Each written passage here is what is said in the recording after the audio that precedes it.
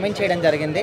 ఎవరైతే మన ఇండియాలో ఉంటూ పాకిస్తాన్కి సపోర్ట్గా మాట్లాడుతున్నారో వాళ్ళందరూ కూడా ఇక్కడ నుంచి ఆ దేశానికి వెళ్ళిపోండి ఆనందంగా అనే విధంగా కొన్ని కామెంట్ చేశారు. సో వాటి మీరు సపోర్ట్ చేస్తారా? తప్పేం లేదు, ఉండబుద్ధి కాబట్టి వెళ్ళిపోమన్నాడు, వెళ్ళిపోవచ్చు. అందులో ముస్లింలు ఒకలే లేరు కాక హిందువులు ఉన్నారు, ముస్లింలు ఉన్నారు, క్రిస్టియన్స్ అందరు ఉన్నారు. సో అందరూ వెళ్ళిపోవాలి. అందరు పంపించేస్తారా? మరి పంపించేయండి, అందరు పోతా ఉంటే పంపించండి. ఇష్టమైన వాళ్ళు వెళ్ళిపోమన్నాడు. బలవంతంగా నేనే కొట్టేస్తా రాజ్యాంగం ప్రకారం మీరు వెళ్ళిపోవాల్సిందని బలవంతం చేస్తలేడు కదా. ఆడికి వెళ్ళి బతకాలనుకుంటే వెళ్ళిపోండి అని అన్నాడు. సో వాళ్ళ అభిప్రాయం వాళ్ళది. ఇష్టమైన వాళ్ళు ఉంటారు, వెళ్ళిపోవాలనుకున్న వాళ్ళు వెళ్ళిపోతారు. అంటే పవన్ కళ్యాణ్ గారు కూడా ఈ మాటలు ఊకిలే చెప్పలేదు. మన ఒకప్పుడు కాంగ్రెస్ ఎమ్మెల్సీ అద్దంకి దయాకర్ ఆయన పేరు. సో ఆయన కొన్ని మాటలు చెప్పాడు. నేను పాకిస్తాన్ని ప్రేమిస్తా, మీకు శత్రువు అయితే నాకు కూడా అవ్వాల్సిన అవసరం లేదు కదా అనే విధంగా చెప్పాడు. సో మరి ఆయన మాటలకి ఏం చెప్తారు మరి?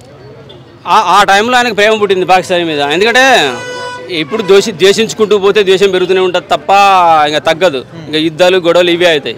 ఒక మంచి ఇప్పుడు చూడు, ఖర్గే గారు ఎవరో సిద్ధరామయ్య గారు ఆయన ఇప్పుడు హైలైట్ అవుతున్నారంట పాకిస్తాన్లో. ఆయన బొమ్మలు పెట్టేసి ఊరేగింపులు కూడా చేసుకుంటున్నారంట. ఈయన యుద్ధం చేయొద్దు, మంచిగా ఉండాలి, కలిసి ఉండాలని చెప్పేసి. సో ఇలాగా ఎవరి ప్రేమ వాళ్ళు చూపించవచ్చు. కానీ దేశానికి నష్టపరిచే పనులు చేస్తే ఎవరైనా సరే, ఏ పార్టీ అయినా సరే, ఏ కులమైనా సరే, ఏ మతమైనా సరే, దేశానికి నష్టపరిచే మాటలు చెప్తే వాళ్ళకి శిక్షలు వేయాల్సిందే ఖచ్చితంగా. ఇప్పుడు చాలా మంది రాజకీయ నాయకులు అందరూ కూడా ఒక మాట చెప్పినప్పుడు జస్ట్ మాటల వరకే ఉంటారు, చేతుల వరకు ఎవరు వెళ్ళరు. అయితే పవన్ కళ్యాణ్ గారు ఎక్కడైతే మనకు కాశ్మీర్లో చనిపోయారో చాలా మంది, సో అక్కడ ఇద్దరు కూడా మన ఆంధ్ర వాళ్ళు ఉన్నారు. సో ఒక కుటుంబానికి అయితే ఆన్ ది స్పాట్ ఈరోజు 50 లక్షలు ప్రకటించడం జరిగింది. సో మరి ఈ విషయం పట్ల మీరు ఏం చెప్తారు ఆయన గురించి? మంచిగానే చూడొచ్చు, కానీ అలాగే ప్రతి ఒక్కరికి సాయం చేయాలి. ఇప్పుడు ఆడ 26-28 మంది చచ్చిపోయారు. ఆడికి వెళ్ళాలి, అక్కడ చూడాలి, అక్కడ ఎవరెవరు ఏ రాష్ట్రాల నుంచి చచ్చిపోయారు. అలా కొంతమంది మిలిటరీ వాళ్ళు ఉన్నారంట, నేవీలో పనిచేసే వాళ్ళు ఉన్నారంట, గవర్నమెంట్ ఆఫీసర్స్ ఉన్నారంట. సో వాళ్ళందరికీ సాయం చేయాలి. మరి ఒకరికే సాయం చేస్తే అట్లా? సో ఒకరికే సాయం చేయడం వల్ల ఏమందంటే కొంతమంది అంటున్నారు రీసెంట్గా ఇప్పుడే, అన్న అతను జనసేన కార్యకర్త అందుకనే చేసినాడు అని. సో పార్టీ తరఫున చేశారంటున్నారు, గవర్నమెంట్ తరఫున కూడా అంట. గవర్నమెంట్ తరఫున జస్ట్ 10 లక్షలు ఇచ్చారంట. సో ఇది ఆలోచించాల్సిన విషయం కదా. చేసిన మంచి పని, 50 లక్షలు చేయడం అనేది గ్రేట్.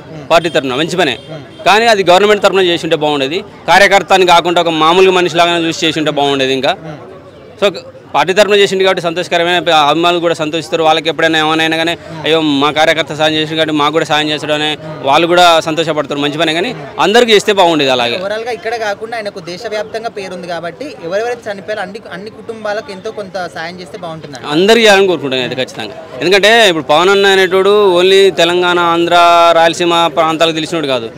మోడీ వల్ల ఇప్పుడు వాళ్ళు కూటమి కలిసి ఉండటం వల్ల ఇండియా వ్యాప్తంగా తెలిసిండు.